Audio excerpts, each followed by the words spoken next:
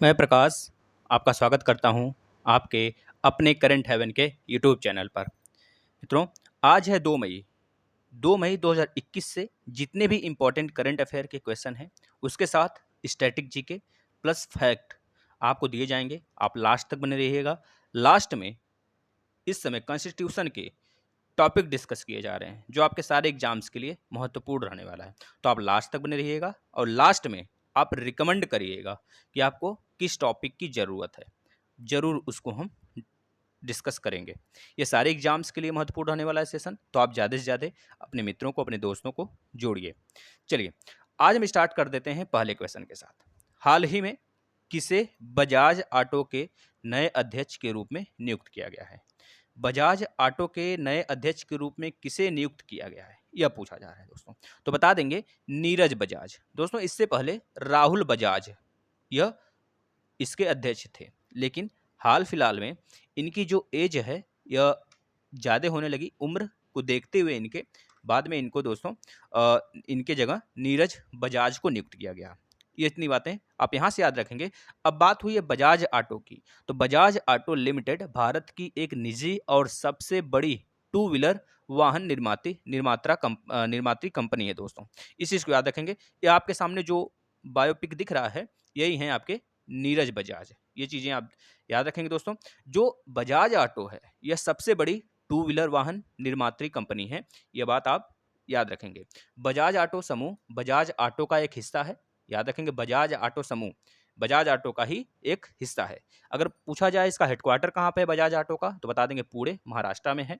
अगर देखें तो इसका जो प्रमुख बहुत सारे ब्रांचेज हैं, जैसे औरंगाबाद में भी है, पंतनगर उत्तराखंड के पंतनगर में भी स्थित है दोस्तों। यह auto, scooter, motorcycle, auto rickshaw, motor वाहन आदि जो 3 पहिए वाले मोटर वाहन होते हैं उसका भी निर्माण यह करता है दोस्तों। इसकी स्थापना 1945 में हुआ था दोस्तों। याद रखेंगे दोस्तों। अगर दोस्तों बात करें राहुल बजाज कंपनी के गैर कार्यकारी अध्यक्ष जो 1972 के बाद से कंपनी के शीर्ष पद पर थे और उनकी उम्र को देखते हुए 5 दशकों तक समूह के गैर कार्य निदेशक और कंपनी के अध्यक्ष के पद से अपना इस्तीफा दे दिए उन्होंने, और 30 अप्रैल 2021 से प्रभावी होगा यह कानून दोस्तों। याद रखेंगे मित्रों। चलिए, मतलब कि अब बन चुके हैं आपके नीरज बजाज। नेक्स्ट बात कर लेते हैं क्वेश्चन का। हाल ही में आरबीआई वित्त प्रणाली को हरित करने के लिए एनजीएफएस नेटवर्क से जुड़ा है। एनजीएफएस की शुरुआत जो हुई थी वह कब हुई थी, आपसे यह पूछा जा रहा है दोस्तों। तो आप देखिएगा, इसमें आपको आरबीआई के बारे में बहुत बार हमने डिस्कस किया है, आज फिर से आरबीआई के बारे में फुल डिस्कस करेंगे दोस्तों। यह कब हुआ था, इसका शुरुआत कब हुआ था एनजीएफएस का, तो बता देंगे इसका राइट आंसर हो जाएगा 12 दिसंबर 2017, यानी कि 12 दिसंबर 2017 से एनजीएफएस का शुरुआत हुआ था दोस्तों। यहाँ पे बात हुई है पहले एनजीएफएस का, तो एनजीएफएस का मतलब क्या होता है, तो बता देंगे network for grinning the financial system. फिर से सुनिए, network for grinning the financial system दोस्तों यह है। अब reserve bank, central banks and supervisors network for grinning the financial system जो है दोस्तों के सदस्य के रूप में शामिल हो गया है। 23 अप्रैल 2021 को केंद्रीय बैंक एनजीएफएस में शामिल हो गया है। जो आरबीआई है उसको, हमारा तो केंद्रीय बैंक है ही दोस्तों। हरित वित्त ने जलवायु परिवर्तन के संदर्भ में महत्व ग्रहण किया है। आरबीआई ने एनजीएफएस की सदस्यता से लाभान्वित होने और हरित वित्त पर वैश्विक प्रयासों में योगदान करने के लिए अपेक्षा की है, जिसने जलवायु परिवर्तन के संदर्भ में महत्व माना गया है दोस्तों। अगर बात करें दोस्तों, जो एनजीएफएस की शुरुआत है वो 12 दिसंबर 2017 से हुआ था, लेकिन कहाँ से इसकी शुरुआत हुई थी, तो बता देंगे पेरिस वन प्लैनेट समिति में की गई थी इसकी शुरुआत दोस्तों। सबसे पहले दोस्तों यहाँ पे बात हुआ है आरबीआई का, तो आरबीआई के बारे में जान लेते हैं सब कुछ।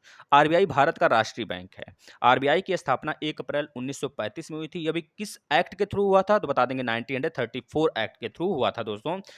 सबसे पहले जो इसकी धनराशि थी दोस्तों, तो बता देंगे 5 करोड़ की शुरुआती धनराशि से अपना बिजनेस स्टार्ट किया था दोस्तों। 1 जनवरी 1949 को आरबीआई का राष्ट्रीयकरण किया गया था, यह भी याद रखेंगे। यह भारत का क्या काम करती है, तो बता देंगे दोस्तों, यह भारतीय रिजर्व बैंक यानी भारत का सर्वोच्च मौद्रिक प्राधिकरण है। यह भारत में नोटों की छपाई करता है और भारतीय मुद्रा के साथ विदेशी मुद्रा का नियंत्रण और समन्वयन करता है दोस्तों, यानी कि जो आपका लेखानुदान होता है सब इसी के हाथ में होता है। जितने भी फॉरेक्स करेंसी होते हैं, फॉरेक्स एक्सचेंज होते हैं, सब इसी के हाथ में होते हैं दोस्तों। क्रेडिट नियंत्रण भी इसी के हाथ में होता है, ये बात आप याद रखें दोस्तों। ऑफिशियल डायरेक्टर्स इसमें कितने होते हैं तो बता देंगे 4 प्लस 1 यानी कि 5 होते हैं। एक गवर्नर होता है और 4 डिप्टी गवर्नर होते हैं। इसमें अगर बोला जाए आपको जो फर्स्ट गवर्नर ऑफ आरबीआई थे उनका नाम बता दीजिए, तो आप बताएंगे सर ऑसबर्न स्मिथ। अगर पहले भारतीय गवर्नर की बात करें तो बता देंगे सीडी देशमुख। अगर बात करें वह कौन से पीएम है जो आपके आरबीआई के गवर्नर भी रह चुके हैं, तो बता देंगे मनमोहन सिंह मित्रों। ठीक है। अगर बात किया जाए आरबीआई का जो पहला हेडक्वार्टर था वो कहाँ पे था, तो बताएंगे कोलकाता।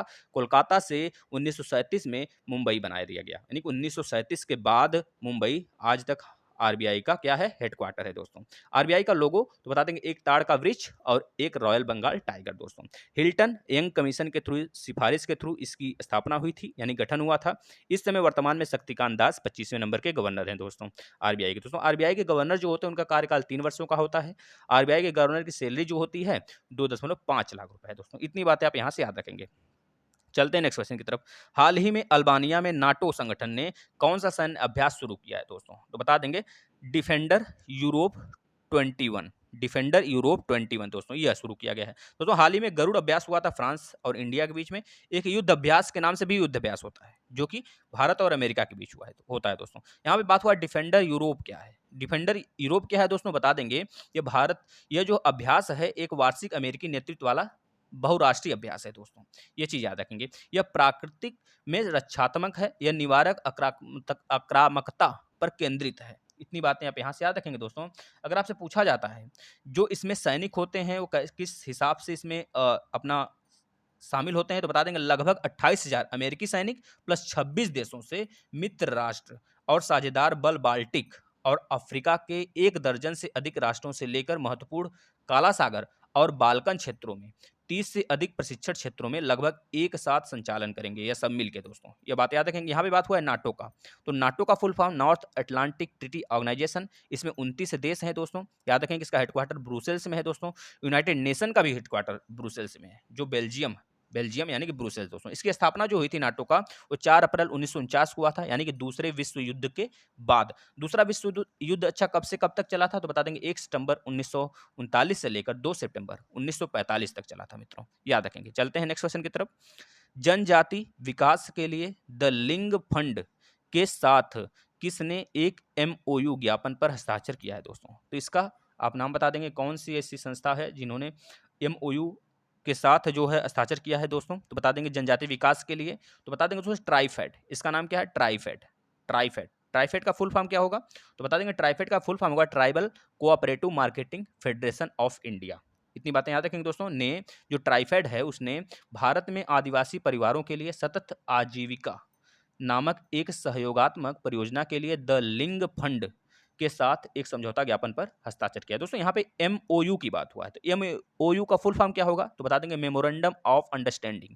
जब कोई बात जो होती है वो चल रही होती है, चर्चा में होती है, तो उसे बोलते हैं एमओयू। जब कोई बात फाइनल हो जाता है तो उसे बोलते हैं एमओए, यानी कि मेमोरेंडम ऑफ एसोसिएशन। क्या बोलते हैं, मेमोरेंडम ऑफ एसोसिएशन।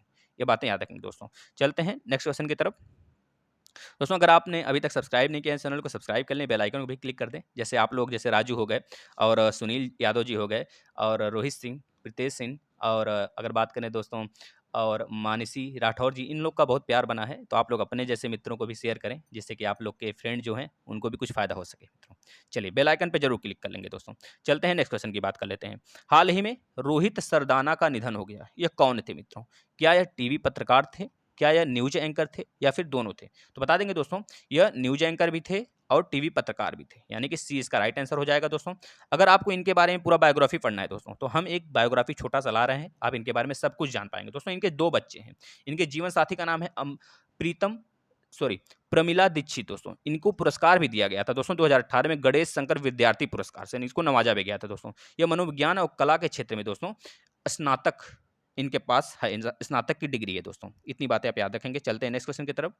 हाल ही में अमिताभ चौधरी को फिर से किस बैंक का एमडी और सीईओ नियुक्त किया गया है दोस्तों? इसका राइट आंसर आप बता देंगे एक्सिस बैंक।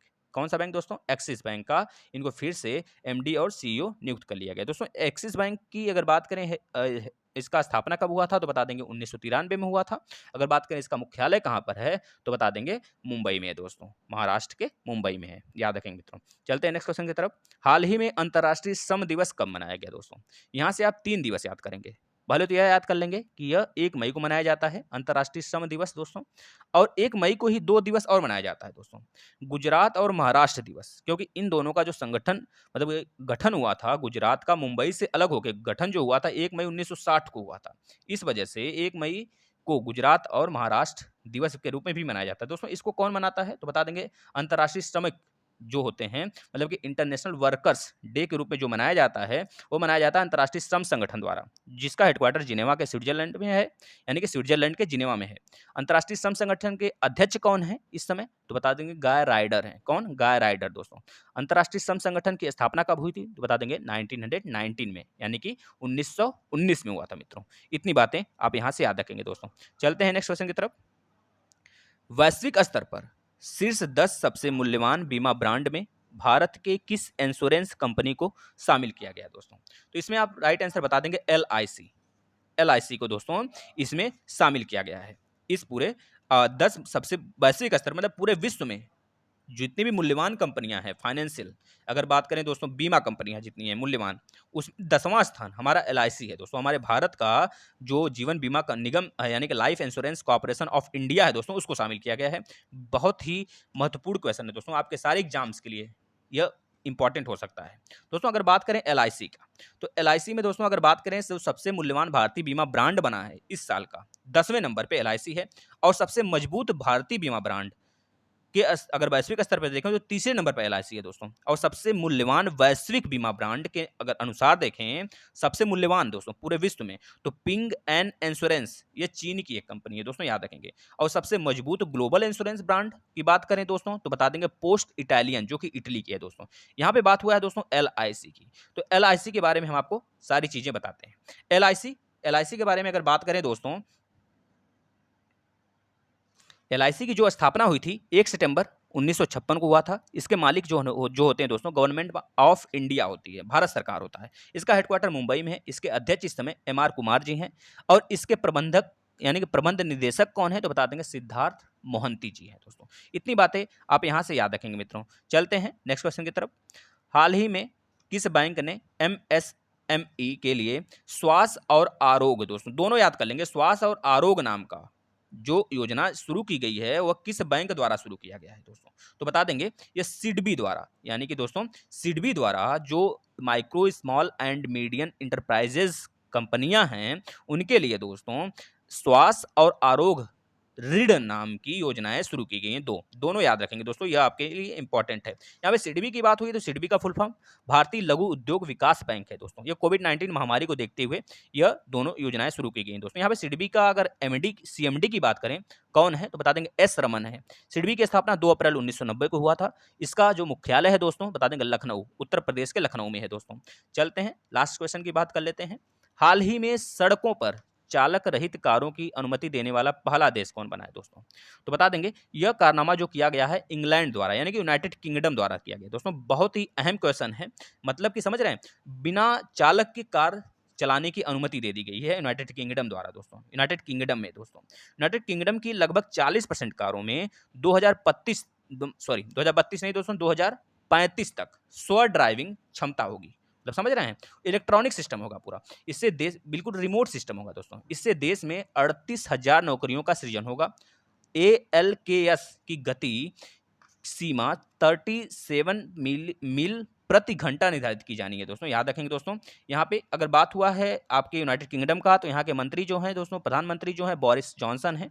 इसका अगर बात करें यूनाइटेड किंगडम की राजधानी जो है लंदन है दोस्तों। यूनाइटेड किंगडम अच्छा कितने देशों से मिलकर बना है तो बता देंगे दोस्तों 4। कौन कौन सा? स्कॉटलैंड, आपका नॉर्थ आइसलैंड, वेल्स और इंग्लैंड दोस्तों फ्रांस और इंग्लैंड के बीच में एक जल संधि है जिसे इंग्लिश चैनल बोलते हैं। एक और जल संधि जिसे डोवर जल डमरू मध्य बोलते हैं, दोनों के बीच में दोस्तों, याद रखेंगे दोस्तों। कल के क्वेश्चन का आंसर आप लोग ने दिया है, बहुत अच्छा किया दोस्तों। इसका राइट आंसर 49th हो जाएगा। जो चांडलर गुड गवर्नमेंट इंडेक्स में भारत की रैंक हाई है वो 49th है दोस्तों, याद रखेंगे। आज का क्वेश्चन ऑफ द डे, आप इसका आंसर जरूर बताएंगे मित्रों। हम आपका क्वेश्चन का बहुत ही इंतजार करते हैं। जिस बच्चे ने पूरा एक डिटेल में देता है नॉलेज देते हैं, उनके क्वेश्चन का आंसर भी हम बताते हैं, उनका जवाब भी देते हैं दोस्तों हम। तो आप लोग ज़्यादा से ज़्यादा डिटेल में नॉलेज रखिए और लिखने की कोशिश किया करिए मित्रों। चलिए आज की जो महत्वपूर्ण टॉपिक है उसके बारे में बात कर लेते हैं। राज्य मंत्रिपरिषद और महाधिवक्ता और राज्य का विधानमंडल, इसमें जितने भी इंपॉर्टेंट अनुच्छेद हैं उसके बारे में बात कर लेते हैं। जैसे अनुच्छेद नंबर 163 में राज्यपाल की सहायता और सलाह देने के लिए एक मंत्रिपरिषद होगा। अनुच्छेद नंबर 164 में मंत्रियों के बारे में अन्य उपबंध के बारे में बात किया गया। अनुच्छेद नंबर 165 में राज्य का महाधिवक्ता होगा एक। अनुच्छेद नंबर 166 में राज्य की सरकार के कार्य का संचालन किया जाएगा। किसके द्वारा किया जाएगा यह बात कही गई है अनुच्छेद नंबर 166 में। अनुच्छेद नंबर 167 में राज्यपाल को जानकारी देने आदि के संबंध में मुख्यमंत्री का कर्तव्य होगा, यह बात कहा गया दोस्तों। अब यहाँ बात करते हैं राज्य के विधानमंडल के बारे में। जैसे हमने बात किया था 79, 80 और 81। 79 में संसद के बारे में बात किया गया था, 80 में राज्यसभा के बारे में और 81 में लोकसभा के बारे में। उसी तरह सेम राज्य में भी विधानमंडल, विधानसभा और विधान परिषद होते हैं। तो 168 में राज्यों के विधानमंडलों का गठन के बारे में बात किया गया है और 169 में राज्यों के विधान परिषद के बारे में बात किया गया है दोस्तों। और 170 में विधानसभाओं के बारे में बात किया गया है। तीनों तो महत्वपूर्ण है, आप इसे याद कर लेंगे दोस्तों। और विधान परिषदों की संरचना के बारे में जो बात किया गया है वह 171 में बात किया गया है दोस्तों। याद रखेंगे 169, 170, 171, जैसे 79, 80, 81 याद रखेंगे। उसी तरह 169, 170 और 171 दोस्तों। 169 में राज्य के विधान परिषद का सृजन किया जाएगा और विधान सभाओं का सृजन जो जिसमें किया जाएगा 170 में, और विधान परिषदों का संरचना के बारे में 171 के बारे 71 में किया गया है बात। इतनी बातें याद रखेंगे। अगर बात करें नेक्स्ट दोस्तों तो बता देंगे आप जो कि आपका 200 नंबर का जो अनुच्छेद है उसमें विधेयक की अनुमति के बारे में बात किया गया है। और अनुच्छेद नंबर 202 महत्वपूर्ण है, वार्षिक वित्तीय विवरण के बारे में बात किया गया दोस्तों। और अनुच्छेद नंबर 210 विधानमंडल के प्रयोग की जाने वाली भाषा के बारे में बात किया गया है। और महत्वपूर्ण है दोस्तों सबसे ज़्यादा 2011 नहीं दोस्तों 211 अनुच्छेद विधानमंडल के चर्चा पर निर्बंधन के बारे में बात किया गया है। इतनी बातें आप यहाँ से याद रखेंगे दोस्तों। आपको जिस भी टॉपिक पे इसी तरह डिस्कशन चाहिए दोस्तों आप बताइएगा, उस टॉपिक पे हम लोग डिस्कस करेंगे और आप डेली अपना एक रूटीन सेट कर लीजिए दोस्तों। आप लोग प्लेलिस्ट में आइए, टॉपिक वाइज वीडियो भी देखिए दोस्तों, आपको बहुत अच्छा लगेगा। धन्यवाद मित्रों।